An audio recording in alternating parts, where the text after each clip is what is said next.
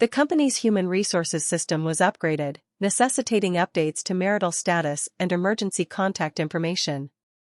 I accessed the system to upload my marriage certificate but noticed that the intern had listed my husband's name, Michael, in the spouse section of her submitted documents.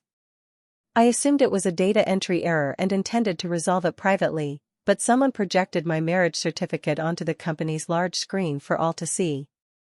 The company immediately erupted in commotion. My goodness, Anna is pretending to be the president's wife? Shameless, the legitimate wife is sitting right there. The intern holds an official red certificate. Who do you think you're deceiving with that fake one? As I was about to clarify, the intern, with teary eyes, produced a marriage certificate with Michael and said pitifully, "Sister, I know you like Michael, but our marriage is legally protected." That evening, Michael calmly reminded me, "My mentor recently passed away, she's young and needs security, so please be accommodating. I've already told her that yours is the fake marriage certificate, so be cautious in daily interactions to avoid exposure." He repeatedly spoke of repaying a debt of gratitude, and the fake marriage certificate even came with a child. I complied sensibly by concealing a drafted divorce agreement within my resignation report, stating, "Then I choose resignation, this sensible gift is for you." "Anna, why do you look so pale?" "Are you all right?" my assistant asked while handing over documents. I replied tensely, "I'm fine, there might be a system error, I'll check with the IT department." My eyes scanned the spouse field in intern Vivian's documents again. If it were merely a case of identical names, why was Michael's private number also listed as her emergency contact?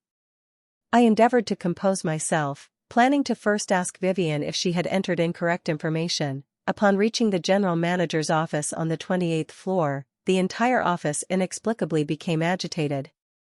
Looking up at the central large screen, I realized that the marriage certificate I had just prepared to upload to the HR database was now magnified and projected. In the red background photo, Michael's and my faces were unmistakably clear. Oh my God! Anna actually photoshopped herself as the president's wife? Hilarious. If the real wife weren't sitting nearby, I might have believed it. TSK, I never thought Anna, who usually acts so lofty, would stoop so low as to Photoshop a marriage certificate. Who made our Michael marry so young? Does Anna think this can satisfy her longing? The remarks pierced me like knives, leaving me momentarily bewildered. After the HR system update, I had intended to lead by example in updating my marital status, but I didn't expect my marriage certificate to be maliciously displayed. As I turned to return to my office to investigate, a cup of ice water was suddenly splashed from sideways. The icy chill instantly soaked my shirt, causing me to shiver violently. "Oh, sorry, Anna." Vivian rushed over in a panic. I was just startled by the fake marriage certificate on the screen and lost my composure. It wasn't intentional.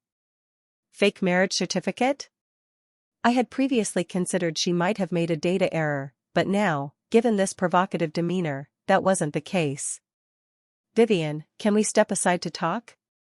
I asked patiently, not wanting to discuss personal employee data in public. Victor immediately intervened. "Anna, it's normal for young people to be clumsy. You're an adult, you wouldn't hold it against an intern, would you?" A few snickers arose around us. "Yes, Anna," Linda from marketing chimed in. "That's a bit unfair of you. Forging a marriage certificate is illegal, so if anyone should apologize, it's you to Miss Vivian." I sneered. "Linda is usually quite cautious. How did she conclude this marriage certificate is forged?"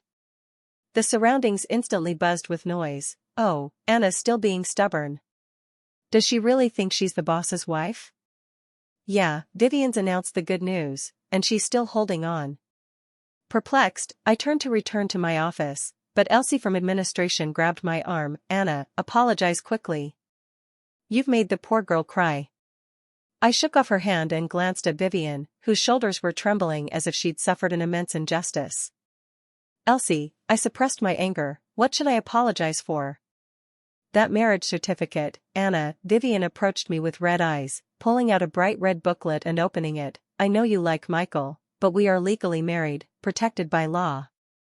My mind reeled, rendering me speechless. In the photo, Michael wore a white shirt, smiling with a gentleness I'd never seen, while my certificate, with his forced smile, remained displayed on the big screen. For 3 years, I kept it private due to Michael's mind the impact remark. This year, with the board lifting the ban on office romances, I plan to update my status first. Now the whole company has seen it, and I'm the other woman? No wonder everyone's siding with Vivian. Anna, Victor stepped closer. You see now, Vivian is the president's wife. You should apologize quickly. I bit my lower lip hard, looking up to meet Vivian's triumphant gaze. She swiftly switched to a pitiful expression. Everyone, don't be like this. Anna might just be momentarily confused. I was about to explain when the elevator dinged, and Michael strode out with long steps. His gaze swept the room, finally settling on me. I instinctively reached out to him, but he walked straight to Vivian, wrapping an arm around her shoulders to comfort her softly. He then scanned the crowd. Everyone, back to your desks. Anna, as a senior executive causing a disturbance, submit an 800-word reflection to my email by end of day. From start to finish, he didn't spare me another glance, chilling my heart. On the big screen, I smiled so happily in the marriage certificate photo, but now it seemed like a joke. All the oddities over the years suddenly made sense. Before Vivian graduated, he'd visit his alma mater monthly to speak. A contact labeled project team on his phone always texted late at night. The women's perfume on his collar was consistently the same scent. Returning to my office and closing the door, I realized my face was streaked with tears. 3 years of marriage, over 1,000 nights. He held me and gently called me wife each night. It was all a lie. The computer screen remained lit, prompting, please confirm uploading the marriage certificate. I clicked cancel. What was the point now? 1 husband, 2 certificates. What a colossal farce. Returning home after work, Michael was already in the living room. I stood at the entrance, unsure of what expression to wear when facing him. About today, I strove to remain calm. Don't I deserve an explanation? He pinched the bridge of his nose. Anna, we agreed we're just colleagues at work. I was merely handling it officially today. I sneered. You're not going to tell me that little girl forced you to take the marriage certificate photo, are you? The man paused slightly. Realizing he couldn't dodge it, he relented. You know, Vivian is my mentor's daughter. Before he passed, he asked me to look after her. She's young and insecure. It's just a fake certificate to make her happy. Why make a big deal out of it? After 2 years of training here, I'll move her to a bigger platform. She won't threaten your position. Each word he spoke was familiar, yet strung together, they formed a row of knives stabbing into my heart. Trembling, I said, so you just let her humiliate me in front of the whole company? Enough. Michael interrupted with a helpless tone. She didn't mean it, but if you keep making a fuss, you're being unreasonable. I felt as if doused with cold water, my body chilled. After marriage, he'd yield and comfort me in every argument, except when it involved Vivian. Then he'd brush it off lightly and walk away, draining me, freeing him only for us to silently reconcile because the marriage had to persist. Initially, I thought I was overreacting. After all, Vivian was just a young girl, and her father was Michael's mentor. Arranging a decent job for her was reasonable. But later? She always appeared precisely when I needed Michael. The ambiguous locations on her Facebook consistently matched his business trip cities. Unexplained landscape photos in his phone album mirrored hers exactly. Each time, I chalked it up to coincidence. But now, with this glaring marriage certificate before me, real or fake, I could no longer deceive myself. Anna, sensing my emotions, he stepped forward to hug me, but I evaded him. He frowned. Vivian just lost her father. Can't you empathize a little? His words stabbed my heart like knives. Michael, she lost her father, but she still has a mother and brother, I said softly, yet it froze his expression instantly. And me? When my mom died in a car accident, who knelt at her memorial and swore to care for me forever? His eyelashes quivered as he turned his head subconsciously. Vivian's still young, it's different. It is different, I interrupted, suddenly smiling. She only lost her father, I lost everything. He was stunned. Ultimately, he chose to push me away coldly. All right, since it's happened, be magnanimous. Once her emotions stabilize, I'll tell her the truth. Just bear with it for now. You've been tolerating it all these years anyway, haven't you? Vivian tends to overthink. I've already lied to her that yours is the fake certificate, so don't let it slip in daily life. Tolerating it all these years? Fake certificate? How had I not noticed how venomous his words were? In his eyes, my forbearance was a given? Our marriage, just a jest to placate others? I was about to ask if he had a conscience when his phone rang the next second. Glancing at the screen, he grabbed his jacket from the sofa. Something's up with a client. I need to go, sleep first. The moment the door closed, my legs gave out, and I knelt on the floor. It was the 7th time this month, always a client, and I believed it was a client. Now I finally realized my trust was misplaced. This marriage was long riddled with holes. The next day was the company's anniversary and my wedding anniversary with Michael. I'd planned it as a dignified farewell, but an unexpected incident disrupted it. Lost in memories, a clear male voice sounded beside me. Anna. A longtime supplier representative raised his glass to me. You don't look well? He handed me a handkerchief. You've got cream on your lip. This overly familiar gesture startled me, and before I could thank him, Michael stepped between us. Jason's quite concerned about my employee. The air froze instantly. Jason calmly stepped back. Michael's joking. Anna and I have known each other for 5 years. We're old friends. Is that so? Michael sneered. Then Jason should know she's married and maintain some boundaries, right? I sneered inwardly, so he still remembers he's my husband. Amid the tension, Vivian suddenly appeared, linking arms with Michael. Michael, so you're here. And this is? Jason's gaze lingered on Vivian. I'm Michael's wife, Vivian, she blurted out, stunning everyone present. I looked at Michael, expecting him to say something, but saw only his Adam's apple bob as he tacitly averted his gaze. At that moment, I found it laughable, so the supposed discretion existed only between us, the real couple. I thought I'd present evidence to slap them down on the spot, but then felt it unnecessary. With such a scoundrel, even acknowledging him as my husband repulsed me. Jason's gaze darted between the three of us before resuming a professional smile. Interesting, just a few days, and our Michael's married a young wife. He chatted briefly, then turned to mingle elsewhere. I had no intention of lingering and prepared to leave, but as I turned, the red wine in Vivian's hand accidentally spilled onto my skirt, the dark liquid spreading conspicuously across the light fabric. Anna, I'm sorry, I just wanted to talk. I frowned. Before I could respond, Michael's protective voice cut in. She didn't mean it. Don't make a fuss, go change. That sentence unleashed all the grievances I'd suppressed. I raised my hand and slapped him hard across the face, silencing the room instantly. Michael turned his head, a vivid red handprint quickly forming on his cheek. Enough, Anna. Are you disrespecting me, your boss, now? He signaled the nearby guards. 2 burly men in black stepped forward, each grabbing one of my shoulders, and my champagne glass crashed to the floor, shattering into pieces. Let me go.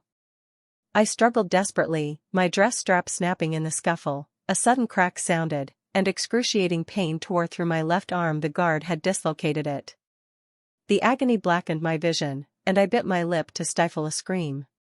Michael sensed something was wrong and hurried toward me. But Vivian, quicker, knelt on the ground to plead for me.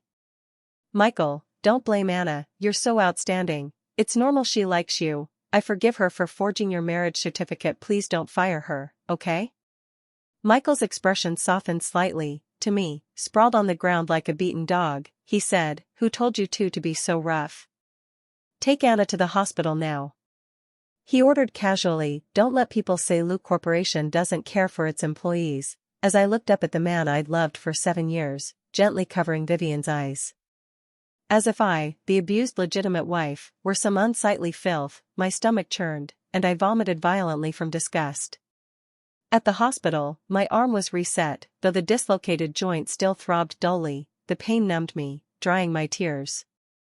The doctor's voice softened abruptly. Ms. Anna, did you know you're pregnant? About 5 weeks. I froze. Pregnant? The news exploded in my mind. However, the doctor frowned, reviewing the report. Your uterine lining is abnormally thin, and your hormone levels are unstable. Adjusting her glasses, she asked, Have you been taking birth control recently? I shook my head firmly. Both Michael and I were infertile and dreamed of a child. Why would I use contraception?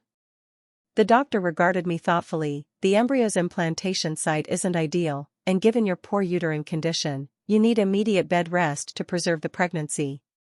That night, I stayed for observation, my heart torn with conflict. The doctor said this child was hard won. If I lost it, I'd never have the chance to be a mother. I was instantly caught in a dilemma. At that moment, I felt like a drowning person clutching a lifeline, unsure if this child was my salvation or this marriage's redemption.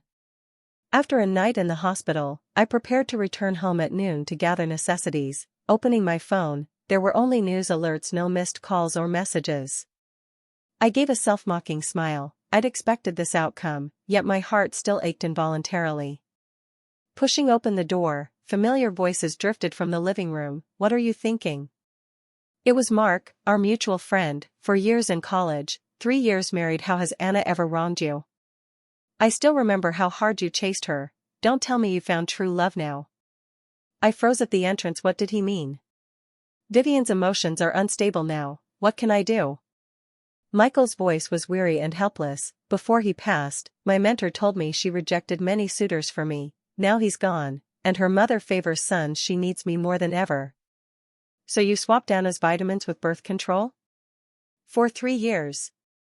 She has a right to motherhood too."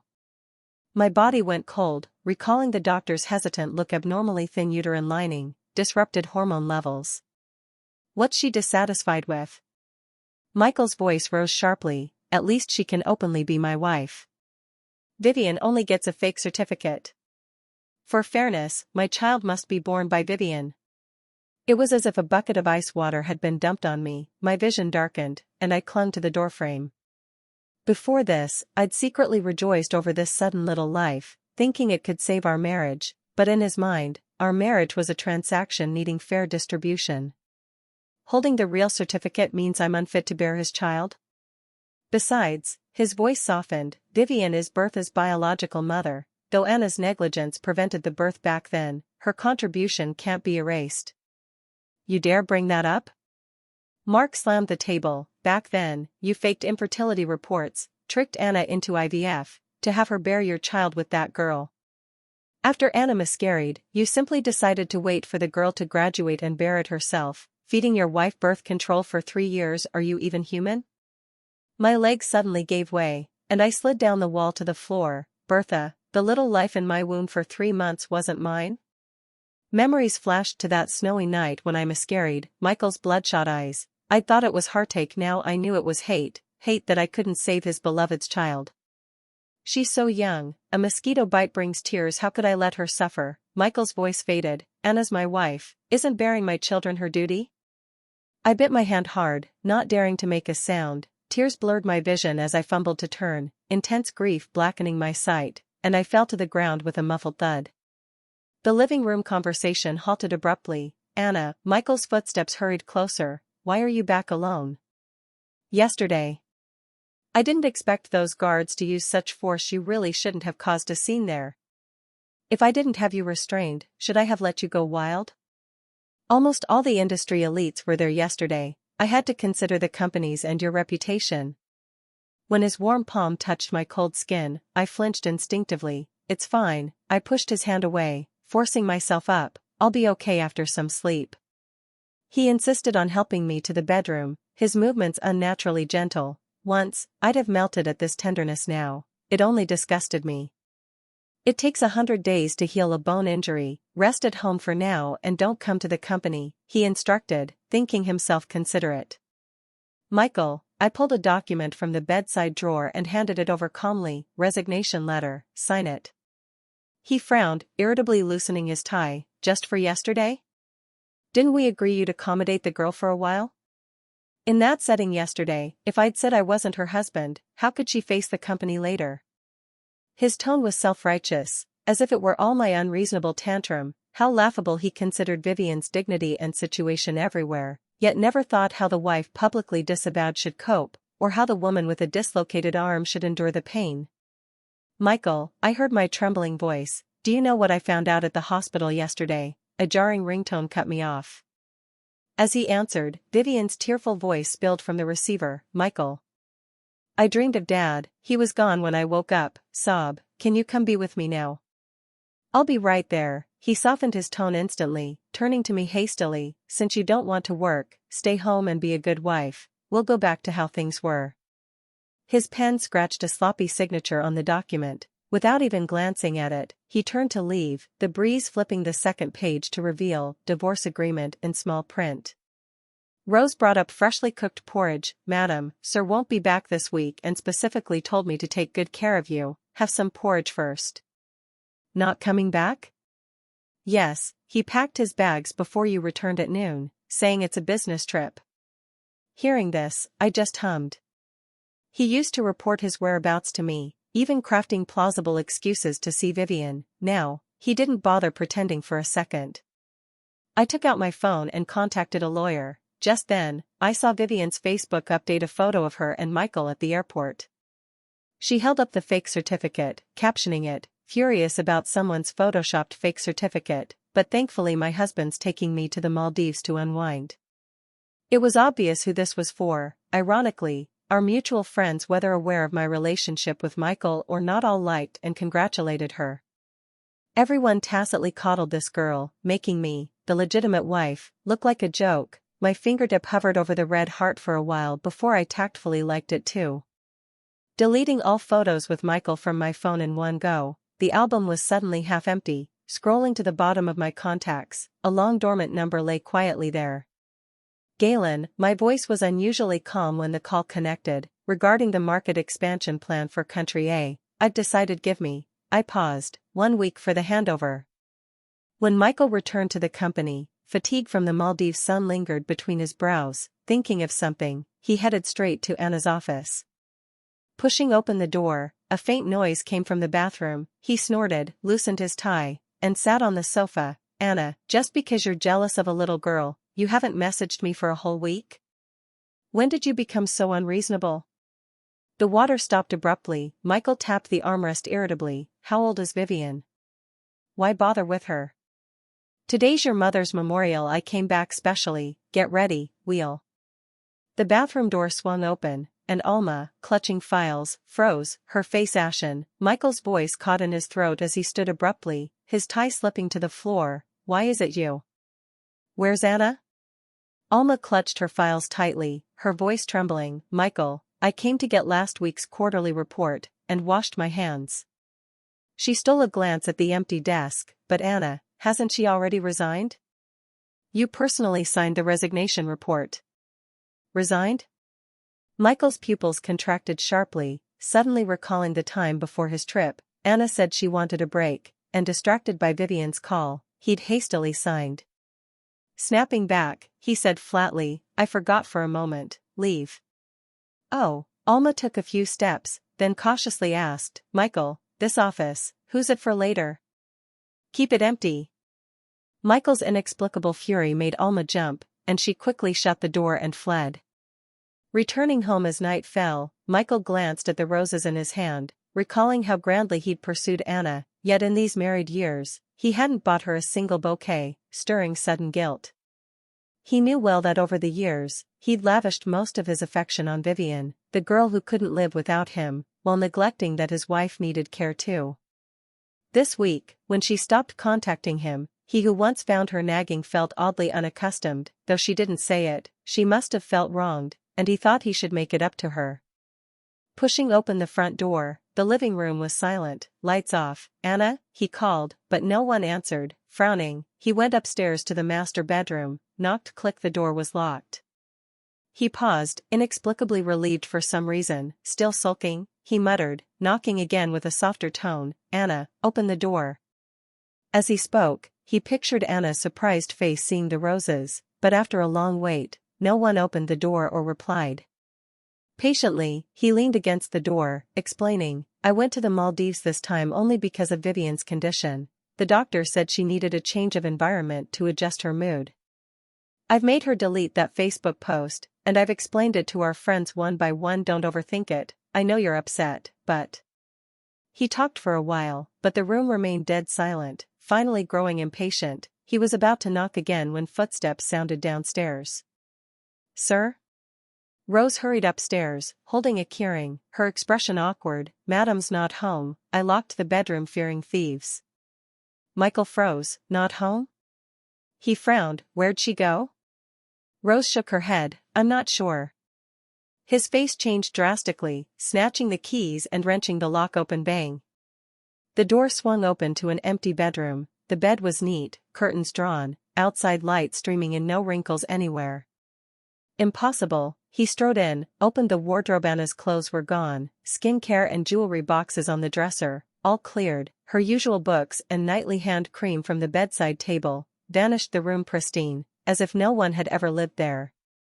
Where'd she go? He spun around, his voice chillingly cold. Rose trembled. Madam didn't say. I thought she was on a trip. But before she left, she told me to tell you there's something in the bedside drawer. Michael turned instantly, opened it, and seized a document. Divorce agreement in 5 bold characters nearly blinded him. His fingers nearly crushed the paper. How had he and Anna reached this point? Vivian was his junior sister, not new to their lives. Hadn't things been fine before? Anna was clearly so sensible and generous, and he'd clearly managed the two women's relationship well. Anger surged until he saw his own flamboyant signature beside Anna's. He'd signed it himself. Anna. He finally remembered Anna handed him 3 resignation letters that day, per company rules, 1 each for the employee, HR, and direct supervisor, so he signed all 3 without looking. So the 2 behind the resignation were Rose. He bolted from the bedroom, voice hoarse. What else did Anna say before she left? Rose recoiled, stammering, Madam didn't say anything. What's wrong? He seized his phone, voice chillingly cold. Find out where Anna went now. 3 days later, his assistant handed over a report, trembling. Michael, Anna, can't be reached. Michael snapped his head up. What do you mean can't be reached? Bracing himself, the assistant said, she's cancelled all her phone numbers and social accounts, all her properties are listed for sale. Michael snatched the file, flipping through it with trembling fingers. Anna withdrew all her personal account funds but left their joint account untouched. Flight records showed she flew to New York a week ago, but no trace after arrival. All her premarital assets were cleared out too, even her mother's house. She truly wanted nothing, including him. Impossible. Our marriage still stands. She can't ditch me. Keep looking. Michael hurled the file, his voice tinged with unnoticed panic. The assistant hesitated, then whispered, Michael, Anna's office, got a package this morning, want to check it? Those words were like a cure, giving the near-breaking Michael a glimmer of hope. He rushed to that empty office like lightning. Inside, everything remained as Anna left it, files neatly stacked, the pen in the holder still the one he'd given her, even the windowsill plant still alive as if its owner had never left. He used to love sitting here, but after Vivian interned at the company, he rarely returned. His energy was constantly pulled by her, leaving none for Anna. He even let her call him Michael, a name Anna never dared use, always addressing him formally as Michael. Yet he couldn't resist that youthful, vibrant smile, those adoring eyes, or his mentor's dying wish. Her father was kind to me, he convinced himself, forgetting who stayed up countless nights with him in his startup days, who quietly kept medicine in the drawer for his stomach aches. A leaf on the windowsill's pothose wilted, mirroring Anna's last look at him, quietly, withered.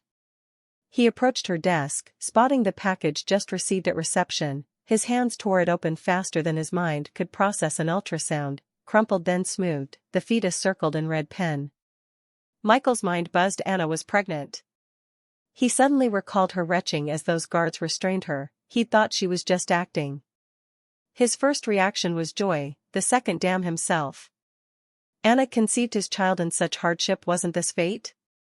His hand shook, unable to hold the scan. If Anna were here, he'd lift her, spin her, say, I want this child, I want you. You've worked so hard. But joy froze at a small note beside it, your child's been taken care of for you. His face blanched instantly. Before collapsing, he flipped to the medical record below, chronic insomnia, immune collapse, severe uterine damage. The final page, marked in red by the doctor, patient's long-term use of high-dose contraceptives caused severe endometrial damage, future conception odds extremely low. Bang! The record hit the floor hard. Michael jolted, recalling Vivian's words when she gave him this special medicine. This is a new contraceptive my dad developed with a partner. Stop it, and everything returns to normal, no side effects. And he, trusting his mentor and Vivian, swapped Anna's vitamins with those pills, reminding her daily, take care of your health.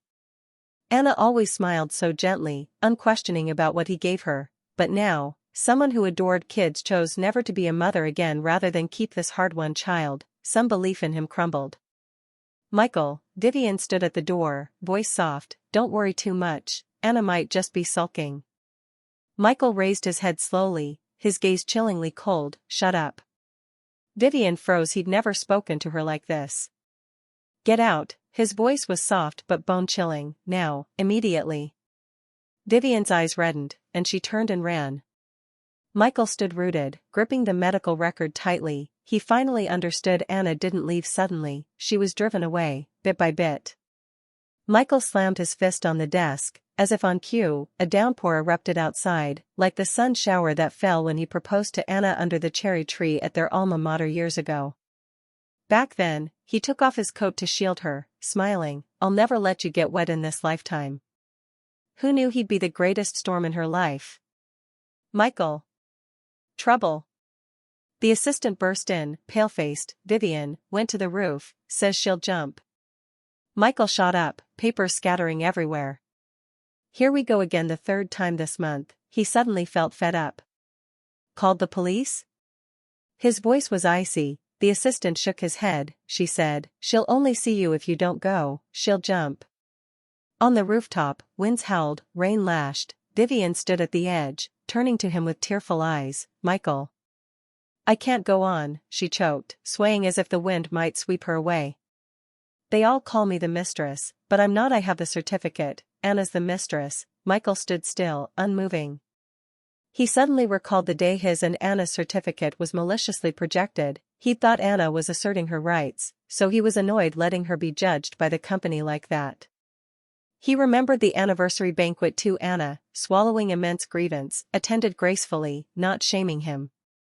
When Vivian declared herself his wife, he wasn't blind to Anna's straight spine or the eyes waiting for him to speak. But he chose to ignore it, letting the mistress label brand her, letting that proud rose wither before everyone. Michael? Vivian's call yanked him back. She awaited his comfort, but his mind was full of Anna's last look, calm, like at a stranger. Michael. Her cry tugged his thoughts again. Are you abandoning me too? He closed his eyes, stepped forward. Come down, he reached out, tone calm. I promised your father I'd care for you. Vivian's eyes lit up, eager to throw herself into his arms, but the next second, unsatisfied, she edged outward. No, I want you to tell them. Her trembling finger jabbed at the colleagues behind. I'm not the mistress, I'm your real wife. Michael's brow furrowed sharply. Last time he'd returned, his words in Anna's office revealed he and Anna were the true couple. Word spread, and now the whole company thought Vivian drove Anna away.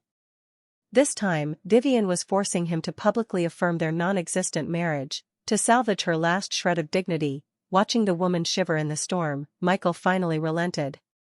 As he moved to coax her down first, the assistant rushed to his side, whispering, Michael, it's confirmed Anna's certificate being projected group-wide was a setup by Vivian and the IT manager. Anna just submitted HR docs normally, with no intent to publicize. He paused, tone heavier. Anne. Vivian seems to have always known her certificate was fake. Her computer has search records for the number. That's why she kept targeting Anna. As the words landed, Michael let out a cold laugh. He looked up, emotionless. You know full well your certificate's the fake one. Vivian's sobs stopped dead. My wife, he turned toward the stairwell, has always been Anna alone. His footsteps echoed across the empty rooftop. Always will be. He didn't even glance back, finally realizing she wouldn't jump. Like every wrist-cutting or pill-taking before, it was just a calculated act. Anna never doubted his every client meeting, yet he discarded that trust, the one truly worth keeping. He'd pushed away himself. 3 hours later, all group staff received a memo from the president's office. Investigation confirms intern assistant Vivian forged marital proof and maliciously spread false info, severely damaging employee Ms. Anna's reputation. She is hereby terminated, with legal action rights reserved. Attachment, Michael's personal statement. Anna is my only legal wife. The news sparked an uproar. Those unaware, who'd thought Vivian's red book was legit, now exchanged stunned looks. Break room gossip shifted its target overnight, but Anna couldn't see it. No one knew where she'd gone. The one who most deserved to witness this had vanished into the crowd. After being sacked, Vivian became an industry laughingstock and a universally despised mistress. Desperate, she crafted a victim persona. Daily, she stood before the Lou Group building, phone aloft, weeping to the camera, "Michael, you swore you loved me, now you deny me." Passers-by stopped, media swarmed. "I have proof." She flung out a stack of intimate photos with Michael. "He promised to marry me. He tricked me into a fake certificate. I'm innocent. Anna's the real third party." Her wails slashed through the image Michael painstakingly upheld. Stock prices tanked, public outcry roared. He stood expressionless at the office window, watching the farce below. The assistant timidly handed over a tablet. "Michael, Miss Vivian just said on live stream." "What?" "That she's pregnant." Michael's fingers clenched suddenly. On camera, Vivian deliberately rubbed her flat belly, looking pitiful. "The child's innocent. Michael, do you really have the heart?" Soon, this victim image netted her hordes of fans. People rallied for her, media hyped #LouPresident illegitimate child #. But Michael just sneered. He made a call: release the test report. The next day, police announced that no side effect contraceptive Vivian gave him was an illegal drug, life-threatening with long-term use. Her pregnancy test was exposed as forged too. Michael knew he'd been smitten with young, cute Vivian, but he was still married. If Anna wouldn't acknowledge the child, it had no reason to be born. Powerless Vivian relied solely on Michael's scant conscience. Staging an accident for her was just a call away. Disgraced, she tried fleeing abroad but was reported by Michael's contacts and jailed. Meanwhile, Michael desperately sought his beloved wife, meeting her only 6 months later at Milan Fashion Week. The new brand JA blended minimalist design with Eastern charm, debuting in a Vogue feature.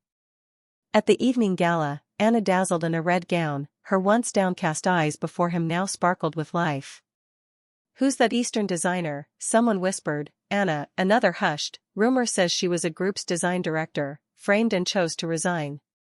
For 10 full minutes, Michael's gaze locked on that familiar figure, unable to believe this radiant woman in the spotlight was the Anna who once loved him humbly. The gala ended at midnight. As Anna approached the elevator, a force pulled her into the stairwell. "Anna, I was wrong," Michael's voice rasped. "Come back to me, let me make it up, please." Under the warm emergency light, Anna saw his reddened eyelids. She gently withdrew her hand. "Don't you find it funny, Michael? Before, you said I clung to this certificate. Now I want to return it so you can openly give someone else status, but you refuse." One more chance. His Adam's apple bobbed, a gambler with his last chip, just once. The elevator dinged at the ground floor. Anna pressed the button, smiling back. "No, I'm doing well now. If you don't cooperate, I'll sue for divorce." As the doors closed, Michael saw her wedding ring was gone, replaced by a minimalist hollow band. Seeing his heart clearly, Michael began frequenting JA's headquarters. He'd never distinguished so sharply between a lover and a kept woman. Vivian, young and cute, knew how to coo and please, sparking his fleeting protective urge, but no matter how lovely her feathers, they couldn't reach his heart. Anna was a vine rooted in his bones and blood. For years, she entwined him quietly, and he took it as a given. Only when she pulled away did he feel each inch tear his flesh. Daily, he brought roses, jewelry, even air-freighted her college favorite Xinjian, but Anna always had her assistant return them untouched. He retried every tactic he'd used to woo Anna, stirring not a flicker of memory, until a rainy day, he saw her exit the elevator with a young partner, side by side. The man naturally opened an umbrella. She smiled thanks, her eyes curving in a relaxed arc. He'd never seen rain dripped down Michael's brow. He wanted to call her, only to realize he had no standing to speak. Inexplicably, he felt he'd become her burden. During her return interview, a reporter teased, pointing at the plain ring on Anna's finger. "This ring's design is unique. Heard you designed it yourself? Any special meaning?" Anna lowered her eyes with a soft laugh, of course, then looked up, the camera catching the starry glint in her gaze. "This hollow design." She held the ring to the backlight. "Represents that love should be a multiple-choice question, but first, the options must include oneself."